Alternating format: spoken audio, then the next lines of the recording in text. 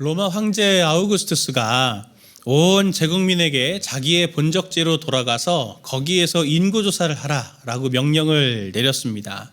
그래서 온 제국이 이렇게 어수선한 그 시기에 예수님이 오셨죠.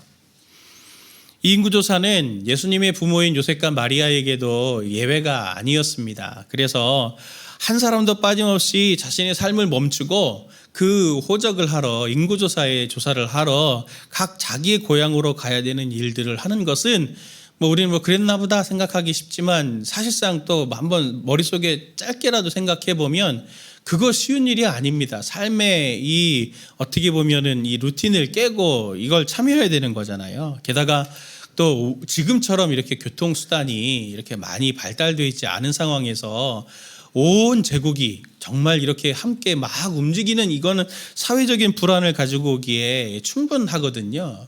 그러니 그럼에도 불구하고 그걸 감수하고 호적을 해라, 인구조사를 하라 라고 말하는 이 황제의 명령은 어떻게 보면은 내가 이 정도 자신감이 있어, 내가 이 정도 힘은 있어, 이렇게 좀 과시하는 것이 될 수 있습니다. 이 세상의 왕이 한껏 자신의 권력을 그렇게 과시하고 있을 때 정말 온 세상의 창조주이신 우리 하나님이 아기로 이 땅에 오셨습니다. 천사가 노래하죠. 누가복음 2장 10절부터 12절 말씀 같이 함께 우리 보도록 하겠습니다. 천사가 이르되 무서워하지 말라. 보라 내가 온 백성에게 미칠 큰 기쁨의 좋은 소식을 너희에게 전하노라. 오늘 다윗의 동네에 너희를 위하여 구주가 나셨으니 곧 그리스도 주시니라. 너희가 가서 강보에 쌓여 그 위에 누워있는 아기를 보리니 이것이 너희의 표적이니라 하더니. 아멘. 이것이 너희에게 표적이니라. 천사들이 목자들에게 다윗의 동네에 가면 그 강보에 쌓인 아기가 그 위에 누워있는 것을 볼 것이다. 이것이 너희에게 표적이 될 것이다. 앞으로 일어날 일의 징조다라고 하는 것을 이야기해 줍니다. 오늘 이 강보에 쌓여서 그 위에 누워있는 이 아기를 통해서 오늘 우리를 향한 하나님의 마음을 좀 묵상해 보려고 하는데요. 첫 번째가 무엇이냐면 이 징조에는 하나님의 자신감이 담겨져 있다라고 하는 것입니다. 천사가 목자들에게 오늘 성경에는 구주가 나셨다, 구주가라고 이렇게 얘기하지만 헬라어 원문을 보면은 구주라는 이 단어는 소테르라고 하는 단어를 쓰고 있습니다. 구원자라는 뜻이 훨씬 더 정확한 의미인데요. 이 소테르라고 하는 구원자라고 하는 이 단어는 구약의 배경에서는 한 번도 메시아에게 사용된 적이 없는 단어입니다. 메시아하고는 어울리는 단어가 아니에요. 이 소테르라고 하는 단어가 어디에 어울리는 거냐면 어떤 위험이나 절망적인 상황들 그리고 어려움에 빠져 있을 때 그들을 도와주는 사람을 구원자라고 이렇게 불렀습니다. 그러니 병에 걸려서 이제 정말 심각해지는 상황에 있을 때 의사가 그 사람을 치료해줘서 낫게 되잖아요. 그러니 그 사람이 구원자가 되는 거죠. 의사 또는 통치자 또는 철학자 같은 탁월한 권력이라든지 아니면 지혜라든지 지식이 있어서 정말 어떤 보호자가 되어주든지 이 상황에서 탈출할 수 있도록 돕는 사람을 구원자라고 이렇게 불렀습니다. 그러면 한번 그 의미에서 생각을 해보시죠. 오늘 구유에 누워있는 이 아기를 한번 생각해 볼 때 이 아기가 구원자가 될 수 있습니까? 집안도 보면은 목수의 집안에서 태어난 아기고 또 우리가 지금 오늘 말씀도 보았지만 있을 데가 없어서 아기가 태어났는데 강보에 싸가지고 구유에 이렇게 그냥 누워야 될 만한 정말 이런 비천한 아기가 정말 구주가 될 수 있나요? 어떻게 보면 아기는 무기력하지 않습니까? 저도 갓난아기를 처음에 첫 아이를 딱 이렇게 안았을 때 이게 목이 부러질 것 같기도 하고 이 손가락이 이게 떨어져 나갈 것 같기도 한 정말 그 약한 존재가 바로 이 갓난아기 아닙니까? 그게 상징이라고 지금 예수님은 하나님은 말씀하시는 거죠. 이게 참 상징적이지 않습니까? 이게 무슨 상징입니까? 아기가 무슨 상징이 될 수 있어요? 어느 집에나 아기는 있을 수 있는데 어느 집에나 가난한 집에 아기가 있을 수 있는데 그게 무슨 상징입니까? 되물을 수도 있고 또 이 아기가 뭘 할 수 있습니까? 우리가 거꾸로 물어볼 수도 있죠. 이런 상징을 믿어도 됩니까? 한번 또 생각해 보면 지금이야 뭐 우리가 아기가 좀 미숙아로 태어나도 의학 기술이 발달이 돼서 그렇게 아이의 사망률이 높지는 않지만 몇십 년 전만 하더라도 우리나라에도 보면은 정말 그렇게 아기가 이렇게 어린 나이 때 죽게 되는 경우들을 너무 많이 봤는데, 이 아기도 역시 죽지는 않을까? 안 죽고 잘만 살아도 정말 좋겠다라고 생각하는 게 부모들의 마음일 텐데, 이게 무슨 표징이 징조가 될 수 있습니까? 그런데 하나님이 그렇게 오셨습니다. 여기 하나님의 자신감이 있는 거죠. 성도님들, 한번 우리의 삶을 한번 생각해 보십시오. 그 주변에서 보면 정말 그 강한 사람이 있잖아요. 어떤 사람이 강한 사람이든가요. 목소리 큰 사람들은 사실 어떻게 보면 그렇게 강한 사람들은 아닙니다. 저도 이렇게 많이 여러 사람들을 겪어보면 막 이렇게 항의를 하는데 이렇게 저를 쳐다보지 않고 이렇게 딴 데를 쳐다보면서 막 항의를 하고 있어요. 그러면 그분은 참 이렇게 마음이 여린 분이시더라고요. 정말 내면이 강한 사람은 어떤 사람이냐면 자기의 약함을 드러낼 수 있는 사람입니다. 그리고 거꾸로 자기의 피드백들을 이렇게 좀 받아서 내가 그걸 성장하고 싶으니 좀 이런 것들을 알려주십시오, 이렇게 좀 피드백을 건강하게 받는 사람들이 실제로 강한 사람들이에요. 마태복음을 보면은 실제로 사단이 헤롯을 동원해서 이 아기 예수를 제거하려고 합니다. 모든 베들레헴을 비롯해서 모든 지경에 그 근방에 있는 지경에 있는 아기를 예수님이 태어난 시점을 기준으로 해서 2살 밑으로는 다 죽여라 라고 그렇게 명령을 하죠. 아기로 오신 예수님을 생각해 보십시오. 딜레마가 가득합니다. 어떻게 하나님이 인간이 되실 수 있는가? 그것도 참 신비로운 일이지만 이 연약한 아기가 어떻게 강한 존재이고, 또 이 아이가 지금은 막 태어난 생명인데 죽기를 위해서 지금 이게 태어난 이 아기다라고 하는 것을 보면 이 아기 예수님에게는 많은 딜레마가 가지고 있는데, 그렇게 하나님이 세상에 제일 약한 존재로, 제일 약한 아기라고 하는 존재로 이 땅의 창조주로 태어나셨다라고 할 때는 하나님은 엄청난 자신감이 있지 않고서는 이렇게 할 수 없는 것이죠. 바울은 하나님이 어떤 분이신지에 대해서 이렇게 설명한 적이 있습니다. 고린도전서 1장 25절을 세 번역으로 같이 우리 성도님들과 함께 보겠습니다. 같이 봅니다. 하나님의 어리석음이 사람의 지혜보다 더 지혜롭고 하나님의 약함이 사람의 강함보다 더 강합니다. 아멘. 하나님의 약함이 어떤 사람들의 강함보다 더 강하고 하나님의 어리석음이 어떤 사람들의 지혜보다도 훨씬 더 지혜롭습니다 라는 얘기를 하고 있는데, 성탄을 맞아 하나님은 아기로 태어나심으로써 자신의 강함을 이렇게 드러내고 계신 겁니다. 나는 아기로 태어나도 내 모든 일들을 이룰 수 있다. 너희가 걱정하는 존재지만 그렇게 약해도 나는 약하지 않아. 나는 모든 것을 다 이룰 수 있고, 그리고 아기로 태어났어도 반드시 너희들을 반드시 구원할 수 있는 그런 능력을 가졌어 라고 하는 하나님의 그 자신감이 이 연약함으로 보이는 아기의 그 뒷면에 숨겨져 있는 것이죠. 지금도 사람들은 이렇게 말을 합니다. 하나님은 없다. 신은 죽었어. 그리고 심지어 정말 그런 하나님이라면 나는 하나님을 안 믿을 거야. 사람들은 그렇게 말을 할 수 있습니다. 지금도 큰 소리 치며 그렇게 말하는 사람들이 있죠. 그런데 보십시오. 그들이 어떻습니까?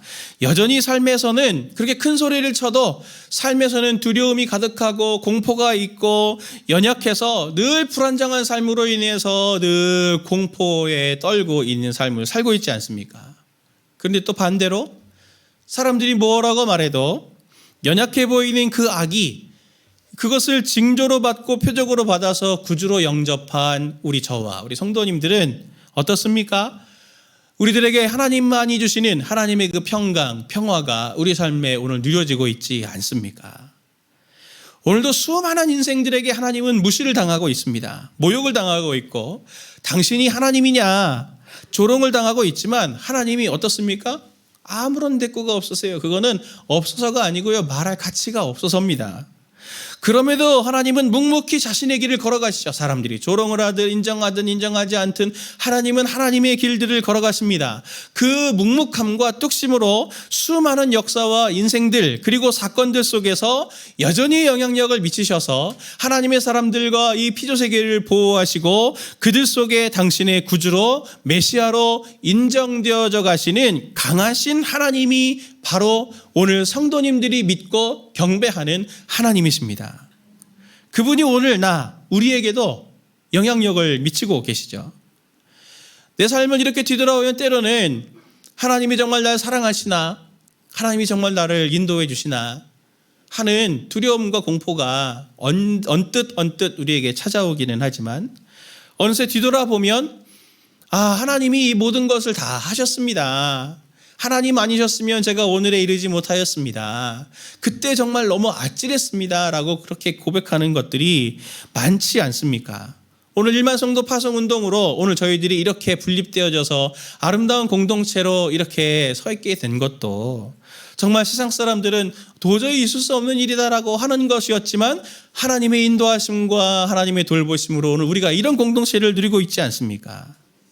삶 속에서 또는 세상이 사람들이 우리를 뭐라고 보면서 이야기를 해도 성도님들의 상황이 또 내가 볼 때 아무리 내가 살펴봐도 두렵고 공포스러운 것들이 많고 열악해 보여도 위축되거나 두려워하실 필요가 없습니다.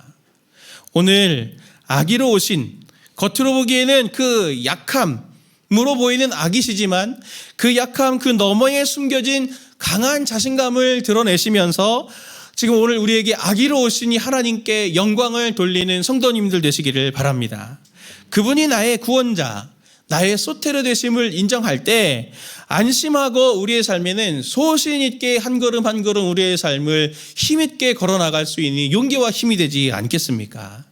오늘 아기로 오시니 예수님이 바로 성도님들에게 하나님의 그 자신감을 부어주시려고 하는 하나님의 뜻이 있음을 믿고 하나님께 영광 돌리는 이 한 주간이 되기를 바랍니다. 두 번째로 징조가 된 이 아기를 통해 보는 하나님의 마음은 어떤 것이냐면 이 징조에는 우리에게 여전히 소망이 있다라고 하는 것을 알려주시려고 하는 하나님의 마음이 담겨져 있습니다. 온 천지의 창조주이신 왕이신 하나님이 이 아기로 이 땅에 오실 때 그 소식을 전하는 사람이 누굽니까? 전하는 존재가 누굽니까? 바로 천사입니다. 그런데 이 행간을 보면 좀 이상한 지점이 있어요. 어떤 게 이상하냐면 천사들이 예수님의 나심을 전할 때 예수님이 나셨다라고 하는 것을 전달받는 사람들이 누굽니까? 오늘 말씀 보면 2장 8절 말씀 보니까 그 지역의 목자들이 밤에 밖에서 자기 양떼를 지키더니 그랬습니다. 목자들이었어요. 하나님이 이 땅에 오신 걸 처음으로 소식을 들은 사람이 바로 이 목자들이었습니다. 당시 유대에 있던 이 목자들은 어떤 사람들이었냐면 예루살렘 근처에서 이제 유대 3대 절기가 있지 않습니까? 그러면 온 제국의 유대인들이 다 여기를 모여서 제사를 드려야 되니까 양이 그만큼 많이 필요했지 않겠습니까? 그러니 그 양들을 전문적으로 키우는 전문 목자들입니다.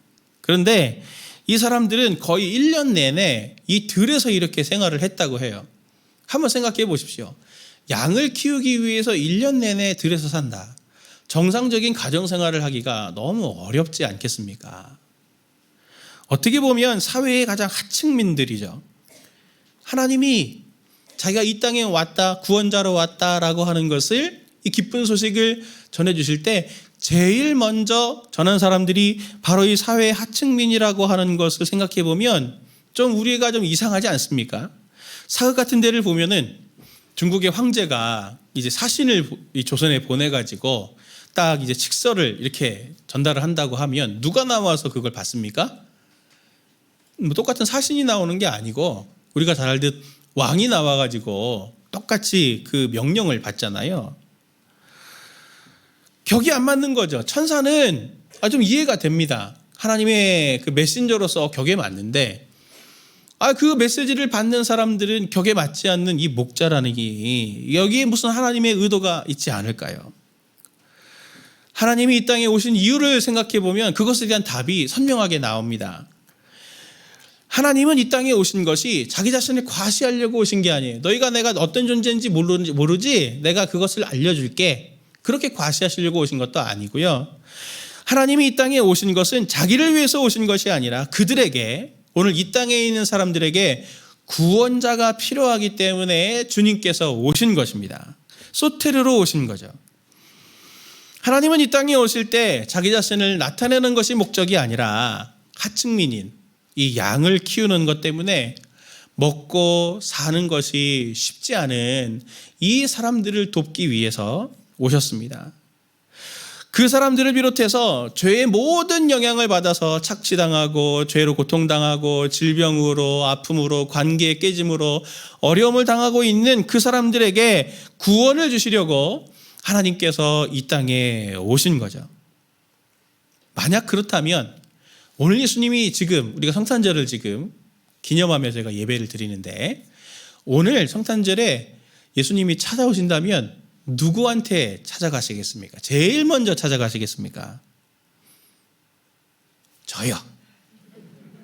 그랬으면 좋겠습니다만은 저는 그럴 것 같지 않습니다. 제가 지난 토요일 날 어제 새벽에 새벽 기도회를 오려고 굉장히 추웠잖아요.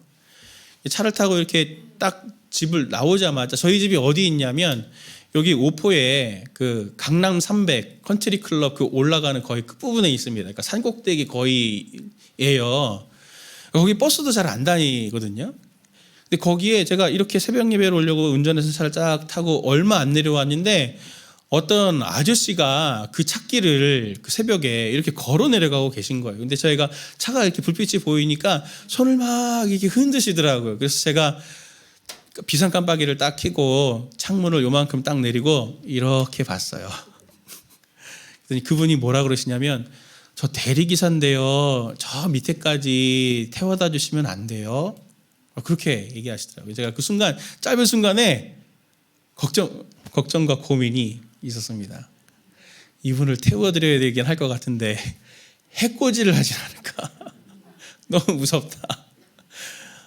제가 그분의 얼굴과 이렇게 행색을 이렇게 딱 보니까 머리는 굉장히 단정하시고 와이셔츠를 입으시고 넥타이 이렇게 딱 하셨더라고요. 그리고 코트를 이렇게 딱 입으셨고 제가 느낌상 여쭤보지는 않았지만 이분 목사님이신가 보다. 그 생각이 딱 들더라고요. 그래서 그분을 제가 모셔가지고 그 버스 타는 정류장까지 제가 그렇게 딱 태워드렸습니다. 얼마 전에 눈이 엄청 왔었잖아요. 제가 그때 드림센터 갈 일이 있어갖고 아침 일찍 제가 이렇게 한 새벽 한 6시 가까이 돼갖고 제가 거기를 간 적이 있었는데 그 서현역 앞에 가면은 아시죠? 거기 가면은 그 AK 프라자 앞에 그 토스트 파는 트럭이 2대가 있습니다. 근데 그 눈이 엄청 많이 쌓여가지고 힘든데 거기 장사를 하고 계시더라고요. 그걸 보면서도 이분들은 어떻게 이 새벽에 여기 오셔서 장사를 하시지? 그래서 의문이 들었는데 또 한편으로는 참 마음이 또 무겁더라고요. 예수님이 어떤 분들에게 오시겠습니까? 이 땅에 지금 만약에 오신다면 제일 먼저 내가 왔다. 내가 너희들의 모든 아픔과 눈물, 고통을 내가 구원해 주려고 너희들 가운데 왔다. 하나님 그렇게 말씀하실 때 누구에게 먼저 찾아가시겠습니까? 이런 분들에게 먼저 찾아가지 않을까요?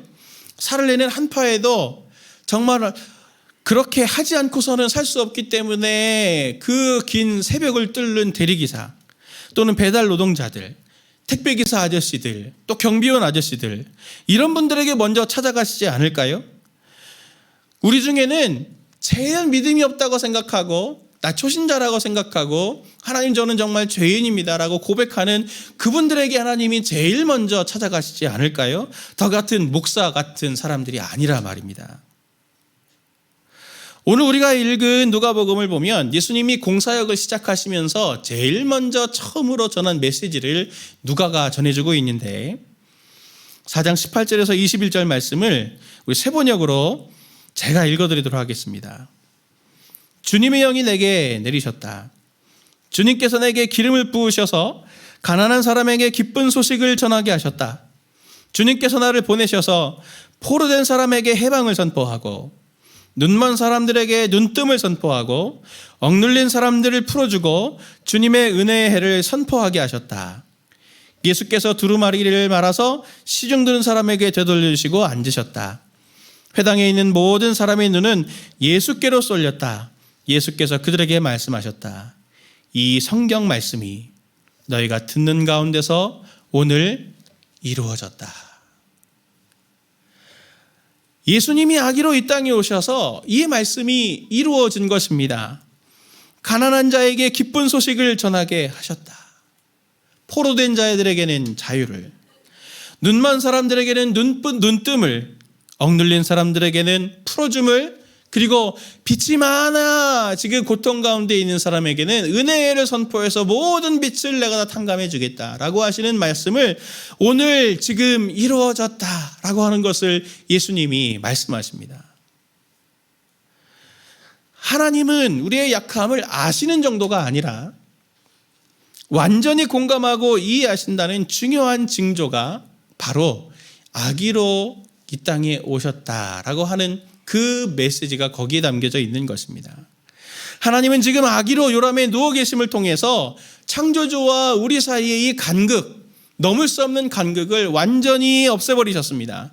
나는 너희와 똑같이 인간이 되었고 너희 모든 문제를 건져낼 수 있다. 그렇게 말씀하고 계신 겁니다. 우리 눈높이로 오신 하나님이 그 같은 눈높이에서 공감만 해주시는 것이 아니라 하나님의 그 강함으로 내가 너희를 하나하나 건져내서 너희를 이 목자만이 아니라 너희의 한 사람 한 사람들 내가 강하게 붙들어서 너희를 건져줄 거야 라고 하는 것을 지금 징조로 말씀해주고 계신 것이죠. 성도님들은 그래서 고아 같은 분들이 아니십니다. 절대로 성도님들은 고아가 아니세요. 혼자 있는 것 같아도 절대로 고아가 아닙니다. 알리스터 맥그레스는 자신의 책에서 이런 말을 했습니다. 그리스도의 무기가 무엇인가? 허약함과 나약함이다. 또 마틴 루터도 이런 말을 했습니다. 하나님의 능력은 연약함 아래 숨겨져 있습니다. 저는 이것이 우리에게도 그대로 적용이 된다고 생각합니다. 성도님들의 무기가 무엇입니까? 성도님들의 무기는 바로 허약함과 나약함이요. 그리고 그 나약함 아래 숨겨져 있는 하나님의 능력이 곧 뚫고 나와 성도님들의 삶의 구원을 점점 일으켜 가고 이웃과 주변에도 하나님께서 흘려가게 하실 것을 저는 신뢰합니다. 바울은 자기 자신을 소개하면서 이렇게 말했습니다. 고린도후서 6장 2절부터 8절 10절의 말씀을 보면 같이 함께 이 말씀을 보도록 하겠습니다. 세 번역으로 봅니다. 하나님께서 말씀하시기를 은혜의 때에 나는 내 말을 들어주었다. 구원의 날에 나는 너를 도와주었다 하셨습니다. 보십시오. 지금이야말로 은혜의 때요. 지금이야말로 구원의 날입니다. 우리는 속이는 사람 같으나 진실하고 이름 없는 사람 같으나 유명하고 죽는 사람 같으나 보십시오 살아 있습니다. 징벌을 받는 사람 같으나 죽임을 당하는 데까지는 이르지 않고 근심하는 사람 같으나 항상 기뻐하고 가난한 사람 같으나 많은 사람을 부요하게 하고 아무것도 가지지 않은 사람 같으나 모든 것을 가진 사람입니다. 아멘. 우리는 늘 나 자신을 내가 스스로 주인 되어서 나중심으로 생각하는 경향이 있습니다. 하나님과의 관계도 그렇고 나도 믿음도 그렇고 신앙도 그렇고 나 자신과의 관계조차도 스스로 판단자가 되어서 내 눈으로 보고 나는 이런 사람이야 나는 이래라고 하면서 그렇게 정의를 내리지만 어떻습니까? 겉으로 보면 그렇게 보일 수도 있죠. 나는 공부도 못하고 학교도 변변치 못한 데 갔고 취업도 잘 못하고 모아둔 것은 없고 빚만 이렇게 많고 또 나이가 들어서 병들고 이렇게 이제 늙었으니 쓸모없고 짐이나 되는 존재야. 그렇게 스스로를 볼 수 있습니다. 표면적으로는 그렇죠. 그러나 바울이 지금 다른 곳에서 이렇게 우리를 표현하는 것을 볼 수 있습니다. 고린도서 4장 7절 이 말씀도 같이 함께 보겠습니다. 우리는 이 보물을 질그릇에 간직하고 있습니다. 이 엄청난 능력은 하나님에게서 나는 것이지 우리에게서 나는 것이 아닙니다. 아멘. 겉으로 보면 질그릇 같으나 성도님들은 지금 아기이신 예수님, 이 땅의 주인이신 그분을 모시고 사는 복된 인생이 아닙니까? 하나님은 구유에 누워 계신 아기를 오늘 우리에게 징조, 곧 앞으로 일어날 일의 표적이다라고 하면서 우리에게 말씀해 주셨습니다. 너는 이 아기처럼 약해 보이지? 너는 이름 없는 사람 같지만 실제로는 유명하고, 죽는 사람 같지만 살아남아 있고, 근심하는 것 같지만 항상 기뻐하고, 가난한 사람 같지만 모든 것을 가진 부요한 사람이야. 아무것도 가지지 않은 사람 같으나 모든 것을 가진 사람으로 내가 너를 만들어 왔고 너를 빚어갈 거야 라고 오늘 주님께서 우리에게 이 징조로 약속해 주고 계신 것입니다. 그래서 이 아기 예수가 우리에게 가장 큰 기쁨의 소식이 되는 것이죠. 오늘은 예수님의 부활을 기념하는 주일입니다. 우리가 토요일을 안식일로 지키지 않고 주일을 안식일로 지키는 이유가 주님이 이 일요일에 부활하셨기 때문 아닙니까? 그리고 또 오늘은 성탄절입니다.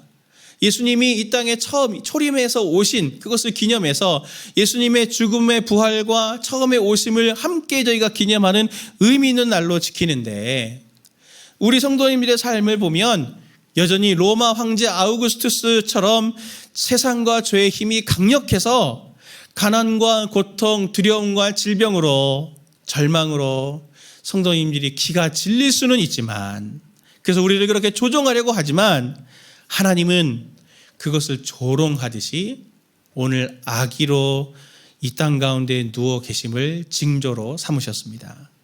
성도님들, 겉으로 볼 때 스스로의 눈으로 판단하지 마십시오. 하나님의 이 징조를 통해서 하나님의 눈으로 우리 자신을 바라볼 수 있는 시선의 전환이 일어나는 오늘 이날 되기를 원합니다. 나는 더 이상 세상의 죄에 패배할 자, 짓눌릴 자가 아니야.